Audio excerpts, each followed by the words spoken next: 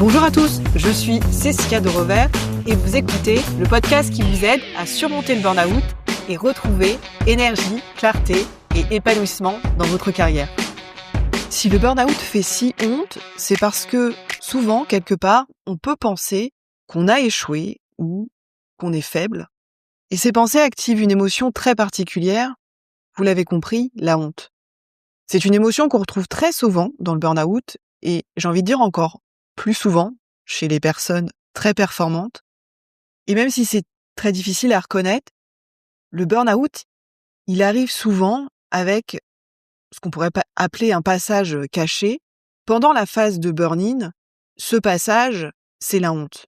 Et cette honte, elle peut nous maintenir coincés bien plus longtemps qu'on ne le pense. Et aujourd'hui, je voulais vous parler justement de la honte comme un mécanisme profondément humain, de ce que c'est vraiment, de la façon dont elle opère et pourquoi elle est si présente dans le burn-out.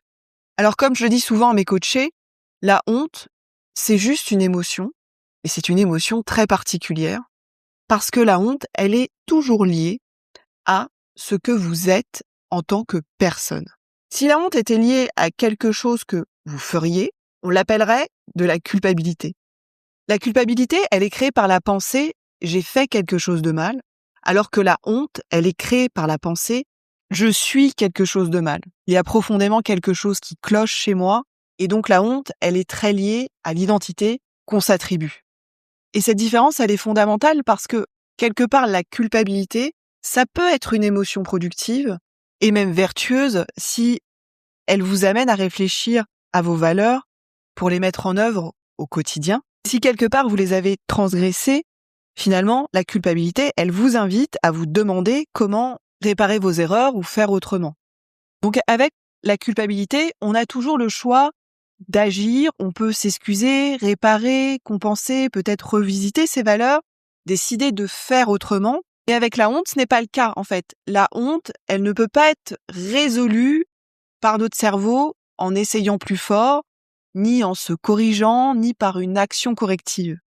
En fait, ce qui est terrible avec la honte, c'est que finalement, elle vous dit que vous n'êtes pas assez, vous n'êtes pas assez bien et il n'y a rien à réparer parce que la honte, elle vous fait croire presque que le burn-out est un défaut personnel et on peut comprendre pourquoi la honte est si douloureuse parce que la honte suggère que nous ne sommes pas assez et cette pensée, je ne suis pas assez, est terrible parce qu'on la croit vraie. On pense que c'est une vérité sur nous et on ressent de la honte comme une preuve. Elle vous dit que vous n'êtes pas assez bien, ce qui est bien sûr une blessure très profonde pour quiconque, mais encore plus pour une personne très performante, alors qu'en réalité, la honte n'est pas une vérité. Si on regarde la honte un peu de plus près, on se rend compte que la honte, elle est apprise, elle est transmise. Un bébé ne naît pas avec la honte. La honte, elle est souvent enseignée par des adultes bien intentionnés, des adultes qui eux-mêmes ont appris la honte, qui la transmettent, parfois sans le savoir, à partir de leurs croyances sur ce que c'est qu'un humain correct, un enfant acceptable, quelqu'un de bien. Et l'intention initiale, elle est souvent de protéger. Elle est souvent d'éviter le rejet, d'éviter d'être vu comme, entre guillemets, mauvais. Mais l'effet réel, c'est que l'enfant adopte cette histoire comme une vérité et cette pensée que je ne suis pas assez. Et ce qui est formidable, c'est qu'à l'âge adulte, quand on comprend que la honte est une émotion et que la honte n'est pas une vérité sur nous, que c'est souvent une histoire apprise, alors elle peut être questionnée, elle peut être déconstruite et c'est précisément ce que permet le coaching, vraiment de reconnaître d'abord la honte comme une émotion et puis peut-être déplacer la honte de la honte et moi, la honte veut dire quelque chose de vrai sur moi, à en fait la honte est une émotion, elle est créée par mes pensées, quelque chose que j'ai appris et que je peux finalement déconstruire. Je pense que les personnes très performantes sont particulièrement vulnérables à la honte et c'est profondément lié à un conditionnement précoce puisque dans l'enfance, nous formons souvent la croyance de « je suis ce que je réussis ». Et nous recherchons des performances élevées pour finalement satisfaire nos besoins précoces. Et ça forge une identité enveloppée dans la compétence, la production. Cette tendance à lier notre valeur en tant qu'humain à ce que nous faisons comme si nous ne valons que par notre dernière réussite. Et souvent, nous développons des croyances toxiques comme je devrais être capable de gérer ça, ou encore si j'ai fait un burn-out, c'est que je suis faible ou que je suis paresseux ou paresseuse. Donc, c'est précisément là que le cycle de la honte se met en place et souvent c'est bien avant l'effondrement parce que dans la phase de burn-in, vous ne vous écroulez pas, au contraire, vous faites plus, vous prenez plus de responsabilités, vous compensez, vous tenez et ça, c'est la surresponsabilité et à un moment donné, un jugement arrive. Un jugement sur vous, parfois explicite, parfois implicite, une remarque, un silence, une attente non dite. Et si une partie de vous commence déjà à sentir que ça devient trop, que vous ne performez plus comme avant, alors une partie de vous va être d'accord avec ce jugement et vous allez peut-être commencer probablement à vous demander mais qu'est-ce qui ne va pas chez moi? Et là, la honte s'active. À partir de là, les premiers symptômes du burn-out apparaissent, fatigue, surcharge mentale, perte de clarté, peut-être baisse de motivation, bien sûr la confiance qui s'effrite. Mais au lieu de lire ces signaux comme des messages, en fait, la honte, elle les transforme en verdict personnel. On peut avoir des pensées sur nous et sur notre identité, à se dire, mais si j'étais compétent, j'en serais pas là, je devrais pouvoir gérer, les autres y arrivent, et peut-être aussi ici que le syndrome de l'imposteur peut alors s'installer, et ensuite vous commencez à vous retirer, donc pas forcément physiquement, mais émotionnellement, peut-être que vous parlez moins, vous cachez, vous minimisez. Ça, c'est un comportement tout à fait normal, on pourrait dire sous le mue de la honte, parce que la honte, elle vous dit, si les autres voyaient vraiment ce que je traverse, ils sauraient que je ne suis pas à la hauteur. Ce retrait, il vous coupe progressivement de votre propre soutien émotionnel. Et là, le paradoxe très fréquent chez les personnes très performantes, c'est que vous redoublez d'efforts, vous travaillez encore plus, vous poussez encore plus fort.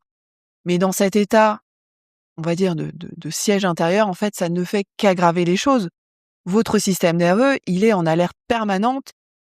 Vous avez beaucoup de pensées anxieuses qui déclenchent de l'insécurité et cette insécurité, elle génère encore plus de pensées anxieuses et la boucle s'auto-alimente. Donc votre énergie chute, votre motivation s'effondre, vos performances baissent, non pas parce que vous êtes incapable, mais simplement parce que vous êtes épuisé, vous devenez irritable, plus impatiente, beaucoup plus dur avec vous-même et faute de soutien émotionnel, en fait, on cherche à anesthésier cette douleur, cette honte, donc on peut travailler encore plus, manger plus que de raison, boire plus que de raison, scroller sur les réseaux sociaux, tenir coûte que coûte, puis arrive, on va dire, la dernière étape, souvent, de l'auto-jugement, où vous vous blâmez pour ce qui vous arrive. Et là, votre critique intérieure, j'ai envie de dire, elle est en feu. Et c'est comme ça que le cycle de la honte recommence dans le burn-out, là où il avait commencé.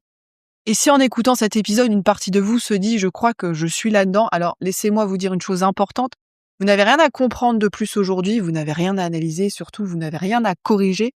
Si ce cycle de la honte résonne, c'est pas parce que vous avez raté quelque chose, c'est parce que vous avez porté trop de choses pendant trop longtemps.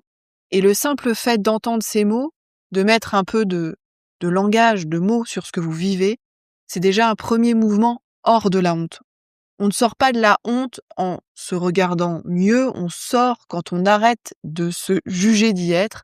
Et peut-être que doucement, vous pouvez laisser émerger cette phrase intérieure.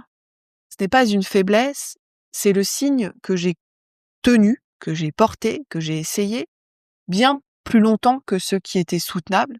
Donc reconnaître que vos intentions ont toujours été bonnes et que vous avez fait de votre mieux avec ce que vous aviez. Ça, c'est déjà une base extrêmement solide parce que, je vous le répète, le burn-out n'est pas un défaut, ce n'est pas un échec, mais un message, en réalité peut-être de votre moi le plus profond qui dit simplement « cette manière de fonctionner ne peut plus continuer comme ça ».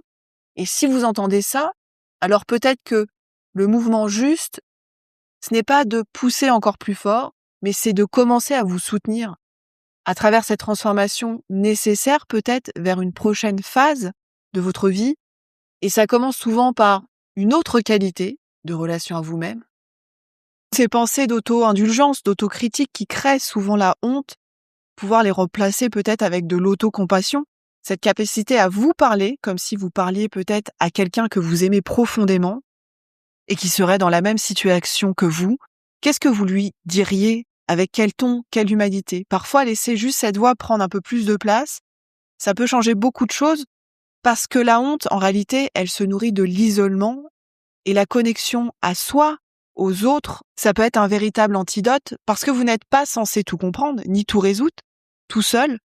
Il y a souvent un basculement important dans les parcours de burn-out quand on commence à voir les choses autrement, quand on réalise que notre valeur, elle ne commence pas avec ce que nous faisons, mais bien dès notre naissance.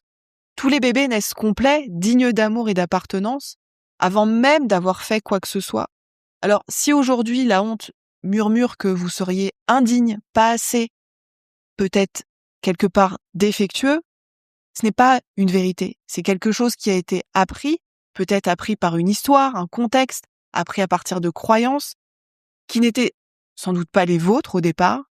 Et reconnaître cela, ça nécessite alors ni de blâmer vos parents, ni de blâmer d'ailleurs qui que ce soit, et surtout pas de vous blâmer vous-même, mais comprendre la honte, sa dynamique, peut-être sa sournoiserie, sa toxicité, son apparente irréfutabilité, et en même temps voir qu'elle n'a en réalité aucune substance, ça permet en tant qu'adulte de revisiter ses croyances à son sujet et peut-être de les transformer. Et c'est exactement ce que permet le coaching, c'est ce que vous pouvez faire vous aussi. Et j'aimerais vous laisser dans cet épisode avec cette question, sans forcément chercher à y répondre tout de suite. À quoi ressemblerait votre vie sans honte? Sans ce bruit permanent de syndrome de l'imposteur, sans ce sentiment d'indignité, sans cette peur constante du jugement. Alors ce serait peut-être plus de liberté intérieure, un accès plus direct à ce qui est vraiment vous, à ce qui vous anime profondément, peut-être à votre créativité, à votre élan, à votre flow, et bien souvent peut-être des relations plus simples, plus joyeuses. Parce que rappelons-le, peut-être pour terminer, vous n'êtes pas brisé, le burn-out n'est pas une fin, c'est souvent une invitation, alors parfois brutale, à entrer dans une manière d'être plus durable, plus respectueuse de vous et peut-être plus porteuse de sens. Et souvenez-vous de ceci, la honte meurt lorsque les histoires sont racontées dans des espaces sûrs, sans être jugées, sans avoir à vous justifier. C'est exactement aussi pour ça que je propose des sessions gratuites, un espace confidentiel, peut-être pour faire une pause, pour mettre des mots sur ce que vous vivez et commencer à relâcher la honte sans avoir à tout expliquer ni à tout résoudre. Et peut-être qu'un jour, quand ce sera juste pour vous, vous aurez envie de vous demander que me dit la honte sur ce que je pense devoir être et comment finalement j'aimerais réécrire cette histoire à partir peut-être d'un endroit plus profond de confiance en moi. Et si c'est pas le moment aujourd'hui, c'est parfaitement ok aussi. Le plus important, c'est de vous rappeler ceci, que vous êtes peut-être en burn-out ou vous avez connu un burn-out. Le burn-out, c'est une condition temporaire. Vous n'êtes pas brisé et surtout, vous n'avez pas à traverser ça seul. Je vous rappelle que vous pouvez faire le test burn-out sur mon site internet outleburnout.com. Comme je dis souvent, plus c'est pris tôt, moins c'est dramatique. Et pour celles et ceux qui veulent sortir du burn-out, le prévenir ou éviter une rechute, je propose un rendez-vous gratuit, sans engagement, pour faire le point sur votre situation. Pendant ce moment, on parlera ensemble de ce qui vous épuise, on mettra des mots sur vos mécanismes d'usure, et si vous le souhaitez, je vous expliquerai comment le coaching peut vous aider à retrouver la clarté, de l'énergie et de la stabilité. Mais dans tous les cas, vous repartirez aussi avec une ou deux clés concrètes pour avancer, ou simplement pour commencer à récupérer dès maintenant. Pour réserver votre rendez-vous, vous pouvez cliquer sur le lien dans les notes de cet épisode ou sur mon site internet outleburnout.com. Et je vous dis à bientôt pour un prochain épisode de Out le Burnout.